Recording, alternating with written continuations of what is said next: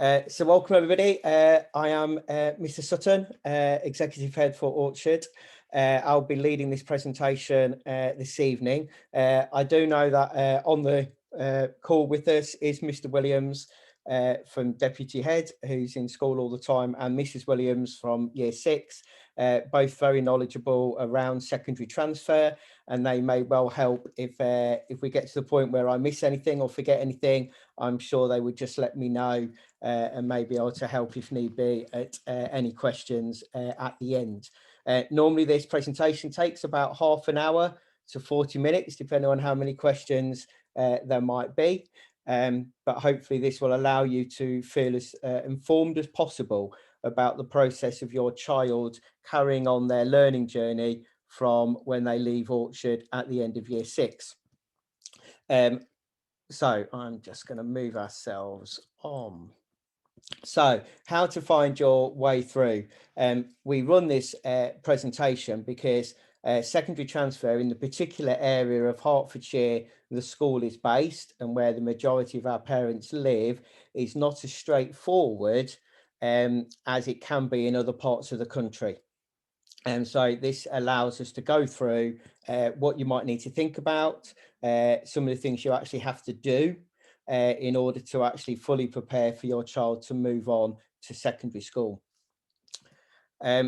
So first of all, I refer to schools in our immediate area. You can apply for any secondary school in the country or Hertfordshire or wherever. But I'm going to base this presentation on what we know from past historical information about where the bulk of our children go. I'll be talking about these schools. I'll put them into two boxes. I'll concentrate on the box on the left first in the slightly lighter grey. We have schools now, some of them have just changed their name in the last year or so. So you have Futures Academies Watford, which used to be Francis Combe. You have the Grange Academy, which is in Bushey and used to be called the Bushey Academy. Westfield Academy in West Watford. And then we have some faith schools, St Michael's Catholic High School, St Joan of Arc Catholic School in Rickmansworth. The Reach Free School, which is again over in the Rickmansworth area. Bushey Meads, as its name is in Bushey, and quite often we have some children go to Marlborough, which is actually in St Albans, but it's sort of on the sort of St Albans Watford side, so it is achievable to get there. Then there are schools on the right hand side in this slightly darker grey, the Watford Girls and Boys Grammar Schools, Queen's, which is based in Bushey, Rickmansworth School, Palmeters in North Watford, St Clement's Danes on the edge of the sort of Three Rivers Watford area in Rickmansworth, and the new Croxley Danes School, which is now based at the bottom of the road in Croxley Green. These are here because these 7 schools are part of the Southwest Hertfordshire Consortium of schools. This is important because they run some of their admission arrangements together under one umbrella, and we'll come on to that more. But it means there is a slightly different process for some of these schools as there are for some of the schools over here. So in terms of preparation and thinking about what secondary school you would like your child to move on to, one of the best ways to decide this for where your school to be happy is to visit them. Now, obviously, through this last year, that provided a bit of a challenge for some schools, and a lot of the secondary schools had to do virtual tours online, virtual open days. They all adapted very quickly. They normally run, and they will be scheduling to do this year, to have open day visits in the beginning of the autumn term. They start in September and normally run into October. The local authority, Hertfordshire County Council, will produce a diary sort of calendar of all of those schools and when their open visits are, and we get that out to you as soon as we receive it, which normally is in the early part of July. So it means you can start planning in the summer holidays which schools you want to find out more about in terms of the next steps, in terms of doing those actual visits. You know, our best advice is go to as many of those visits as possible. or if they have to end up being virtual, again, do as much as you can to find out about the school to ensure that you think this is a school you would like your child to go to. You know, the things you can be thinking about are, do different schools offer different particular languages that you'd like your child to study? Do they have any specialisms? Some of them say they specialise in science. Some schools specialise in physical education. Some schools specialise in modern foreign languages. You might want to look at, well, what do you feel might be a path your child is going down? That might be part and parcel of what you want to be thinking about. You can also visit, it's a very long web address here, but Hertfordshire, as the local authority, will manage admissions on their website. And they have a lot of information about the schools, the process. This is where you go to apply, and I'll refer to it later. But again, that can be a source of going and finding out more, all about admissions and transferring to secondary. I think one of the biggest thing now in this modern day and age is you can also do that preparation by visiting the school websites. Those secondary schools know that prospective parents and children will look at their website. That is, it means they know they need to have their website selling the school, showing the school at its best, having all the information that's required. So a real good flick around the website, looking at the images, the galleries. What is it saying about the school? What does it say about its ethos? What does it say about how it values children, and any things in particular that it seems to come out to you will help you. Another way of using the school websites for preparation is they all have to display their admission arrangements. And I can't stress this enough, because the admission arrangements can change from one year to the next year. So even if some of you may have had siblings of children who've already gone into secondary school, you may find that the admission arrangements have changed since maybe your child, your previous child, went through this process. Uh, I can't keep on top of every single individual change that all the secondary schools do, because they don't notify us as primary schools. They will just ensure that their information is up to date and it's on their website. And that's where they will direct everybody to go. So they really are a really big use of information. So I actually thought this year, I'm just going to go and do a new screen share, and actually show you what you can find out from going to a school's website. So I'll go back to the homepage. So I chose one of the secondary schools in the area, Rickmansworth School. I know they've just changed this website because it looks different from what I've seen before. So it shows you they're keeping their website content up to date. You can clearly see on their homepage, it's scrolling through a nice gallery of images, obviously portraying their school and some of the things that their pupils get up to. All of them somewhere will have admissions information, nice and clearly seen on this school's website, admissions, school admissions, and some of the various bits. I'm just going to click school admissions. So straight away, you will be able to go into this and start to find out about what does admissions look like transferring into a secondary school. We can clearly see about how many children they admit in 1 year. That gives you an idea to the size of the school. Some schools are bigger than others. Some have a larger intake.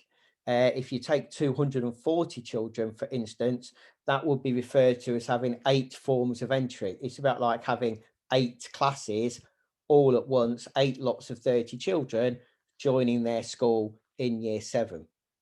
Starts to talk a little bit about how many children were selected according to different things. And I'm going to come on to those different criteria that come down. We can also see that potentially, I don't think it's very clear on their website whether they're looking at being 270 for this year or whether they were 270 for 2021. as opposed to maybe saying 270, so another 30 on top of the 240 again for 2022. So a little bit of confusion there. They might need to make that clearer. What they've then got is this is the biggest one. We need to know about secondary transfer for 2022-23. And then that goes on to find out more about things like their admissions arrangements. Now, the admissions arrangements, this is the actual document that will tell you exactly what the school will stick to when it processes and the local authority processes applications. It's a little bit of a wordy document, but it's got a lot of interesting information in there, all about their what's called oversubscription criteria. So in other words, how are they going to choose which children can go to their school if there are more than 240 applications, which I can guarantee there will be. So therefore, they then have to process those applications in a set of rules. And they have to do it very precisely because otherwise people can win appeals. And it talks about the appeal process and how you might want to go through that. So the whole of this document is one I would say it's not a bad thing to have a little flick through. It gives you a flavour. I picked up a couple of bits when I was flicking through it. You can see how many children were admitted under the academic rule, how many children were admitted under the distance rule, and so on. So, but it is quite wordy. The other bit of information they had on their website, which is very useful, information for parents, results in previous years. Again, really useful for you to know actually what has happened for this school in the past, because this is a school that's part of the consortium. That means it's got a selective nature to it, along with the boys' grammar schools, Parmeters, Clement Danes, Crossy. All of those schools have an element of selection according to different criteria. So what this page does is it says, right, for criteria around music aptitude, this is what happened. This is how many places were offered. This is the sort of score somebody had to get at the different stages. It's not a pass mark. None of the tests have a pass mark. It's just trying to give you some information of what's happened over the preceding 3 years. And nearly all the school websites have a similar thing to try and help parents get an informed view. So again, I can't stress enough, have, whatever schools you're thinking of, ensure you've gone and had a look. So again, we can say that for academic ability, it's 25%. So therefore 57 places.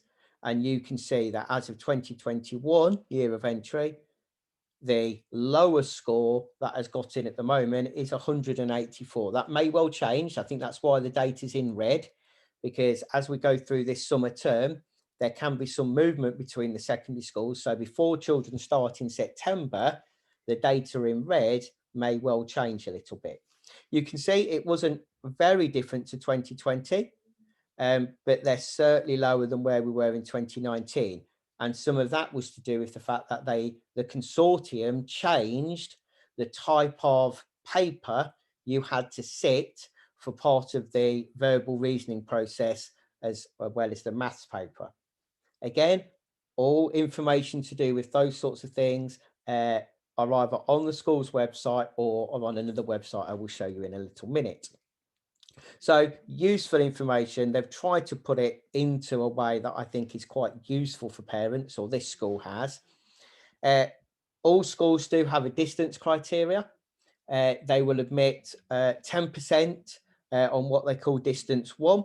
And this shows that under that criteria, you really did have to live fairly near the school. But then distance 2 criteria, you could live quite a little bit further away and you've still got into the school. If you think that's 3K, 3 kilometres of Rickmansworth School, a child, a pupil got a place at that school just on distance, not because they were a sibling, not because they sat a test, just because of distance. And it gives you a little summary box here. So you can actually see that actually out of those, it was 270 in 2021. So it should only be 240, I think, this year. you know, a good 80 places were just on distance. They weren't to do with any of these other criteria. And again, each website will have a similar thing. And obviously, you would be hoping that the secondary schools would be trying to help and inform parents with this really useful information. So I thought I would share that this year. I'm going to go back to my presentation. So that's how you can see how useful looking at the school websites can be. And I'd be hoping all of those secondary school websites have got themselves updated with the information for the year for 2022 for the year you are applying for. Now, I mentioned that 7 of the schools are part of the Southwest Hearts Consortium. The Southwest Hearts Consortium has its own email address, which is shown on the screen. And here is just a screenshot of its homepage. It gives you the logos of the schools that are part of it. And it says, welcome to the registration website for the Southwest Hearts Consortium school tests.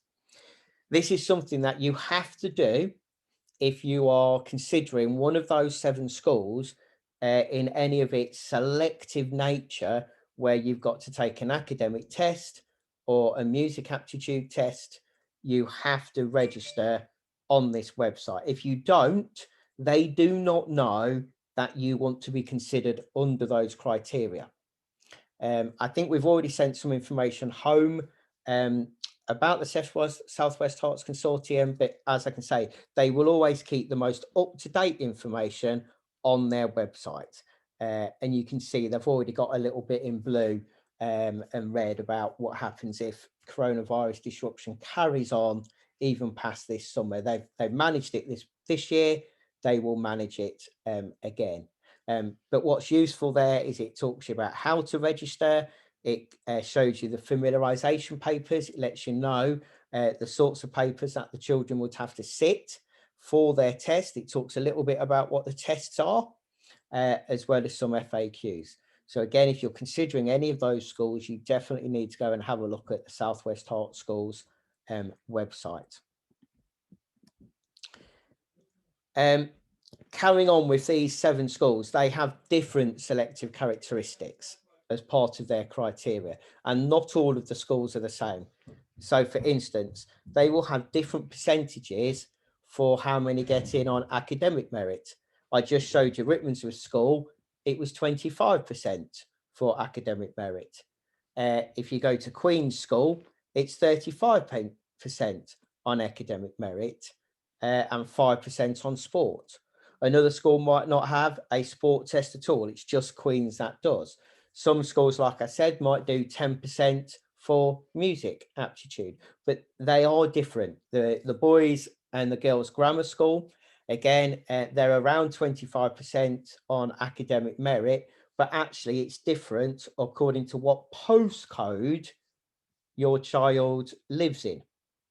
So again, it's even further complicated by saying, is it in a priority postcode group? So much of a percentage will come from those postcodes. All schools, like I mentioned before, have distance as an oversubscription measure, sibling. Some schools will have things to do with staff.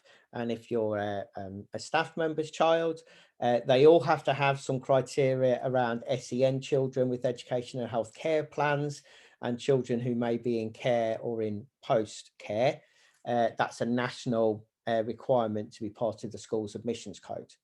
But as I say, because it can change from year to year, it's impossible for us as a school to stay on top of exactly what that criteria is for any of the local schools in any particular year. So the best thing is to go to the school's website and have a look at what is that school saying their criteria is.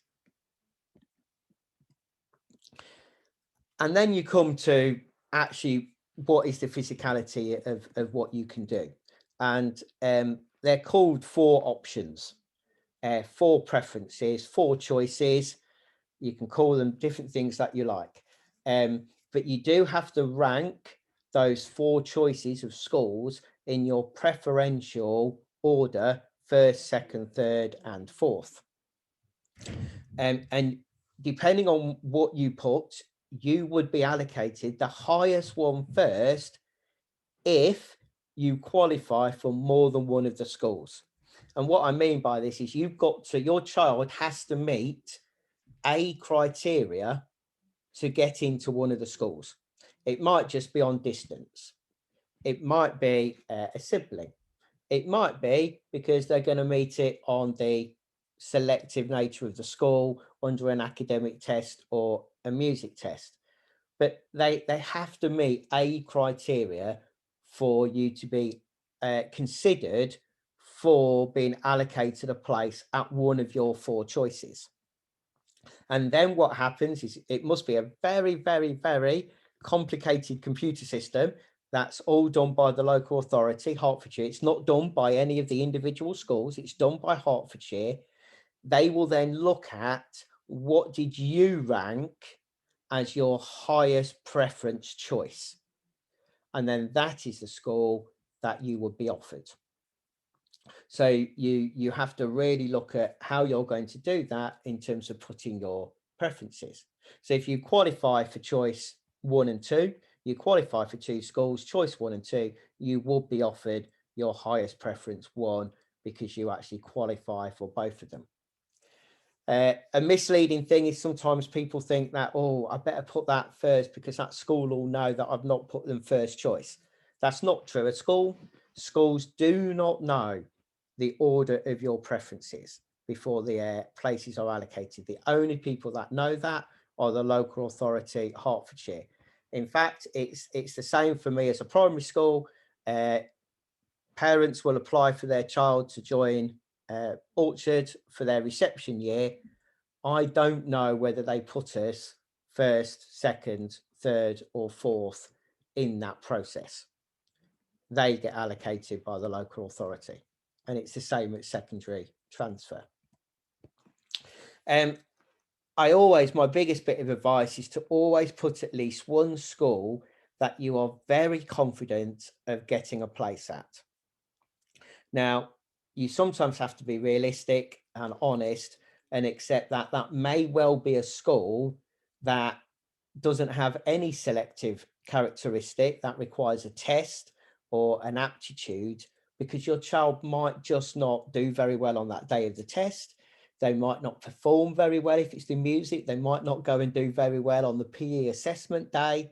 And if you were just planning on all of your schools that were only ever of a selective nature, and none that you might get in on distance because you know it's your nearest school, or it's one you think you'll get in on distance, or another rule, then you might end up getting into a little bit of trouble with not being allocated any of the schools that you've actually selected. Because if you don't qualify for any of your choices, you will be allocated a place at the nearest school with spaces after all the other applications have been processed. In reality, it is likely that that will be a school that's undersubscribed. That might mean that it's one that not many people have chosen. It might not be as popular, and it might end up being quite a long way away for your child to have to travel to secondary school. They might have to get on a bus or even sometimes 2 buses to get there, and that journey could take a long while. So you do need to think very carefully about the schools and try and ensure there is at least maybe one school that you feel very confident or more confident of getting a place at for your child. In terms of what happens for Orchard children in the past, this is actually the secondary allocations for 2021. Actually, I should have changed that on my slide. In terms of these are where our children have got in for our present year 6 children. A really good selection of schools, a very big selection of schools. So, we're not in an area of the country where a lot of our primary children that have been all the way through primary school together, they're in year 6 together, and most of them go on to the local secondary school. That's not how it happens in our area of Watford.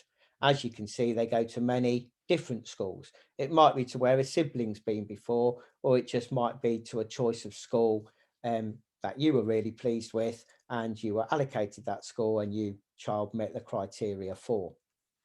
You will see on the whole that the school, certainly for this September, that picked up the biggest number of children was Westfield Academy, which even for children who live around Orchard is quite a bit of a journey. So you've got to bear that in mind if any of the other schools might not, or you might not be thinking might make the criteria.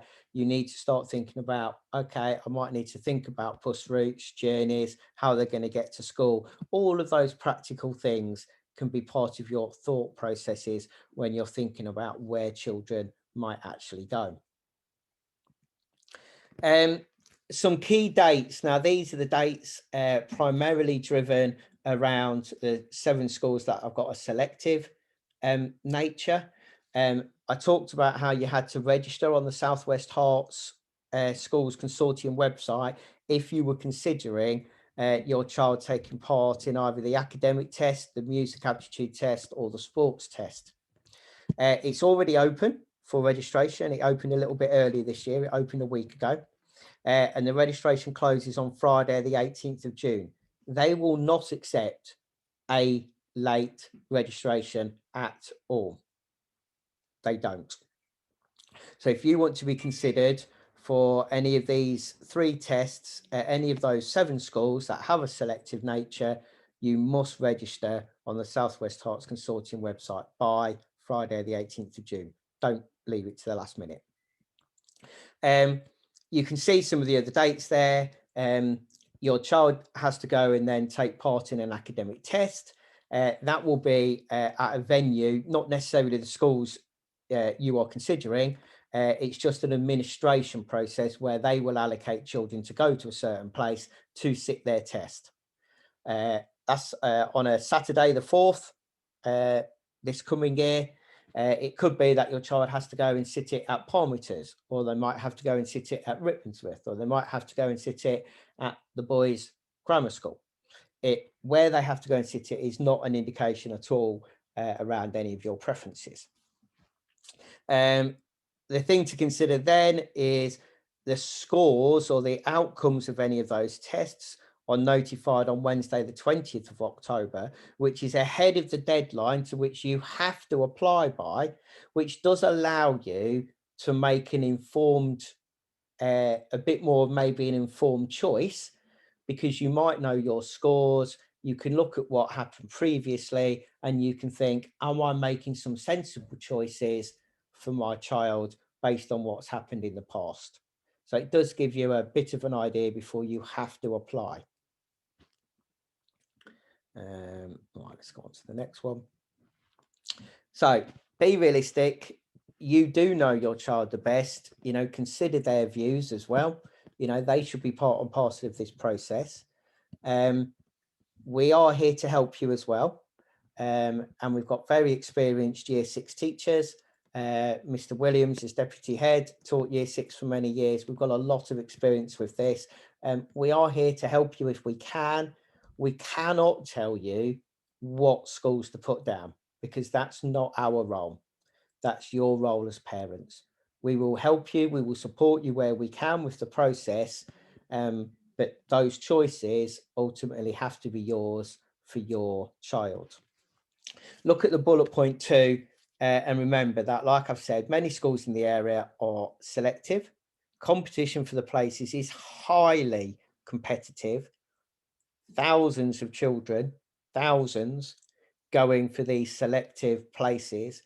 Some children living not even in Watford, in other counties, not even in Hertfordshire, will apply for some of these schools because they can travel in on the public transport links.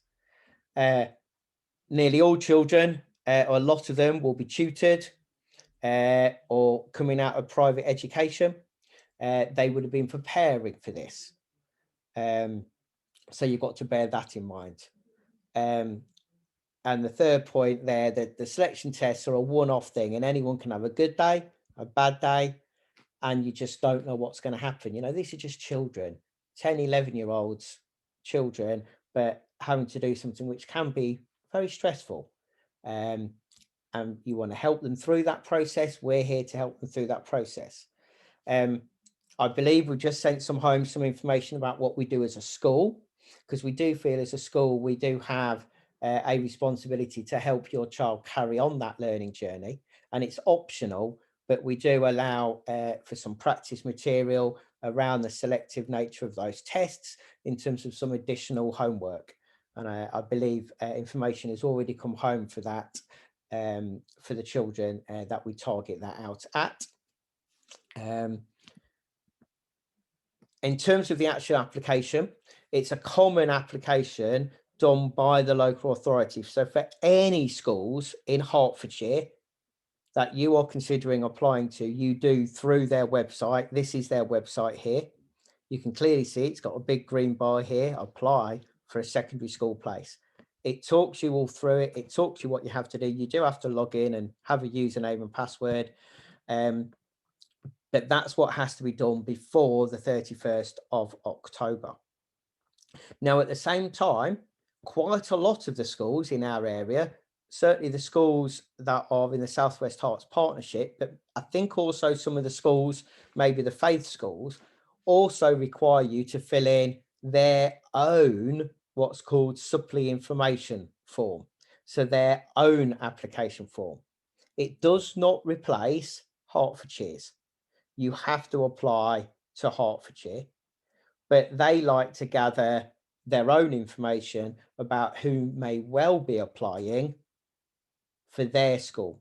They won't know the order that you've ranked them in. They won't know whether it's a first, second, third, or fourth choice preference, but they will know you are considering them, and they gather some information at that point. So again, that's the web address for Hertfordshire. You can request a paper copy, but I don't know anybody who actually does that anymore, because we're all now living in a world where we understand the easiest way of doing everything is digitally, electronically. It happens the quickest. So it's the best way to do it. I've talked about this supplementary information form. Again, you normally get that direct from the schools. A lot of them will have it available. If you go and look around the schools, it's actually, given to you in a pack of information. You will have their supplementary information form in there to fill in for that school. The deadline for both of those things is normally the 31st of October. I know it says that for Rickmansworth for their supplementary information form. And do not be late with your application. I cannot stress that enough. Late applications are processed after everybody else. And finally, you get to know what happens when school places are offered on it. This is a national date for all children in the country on the 1st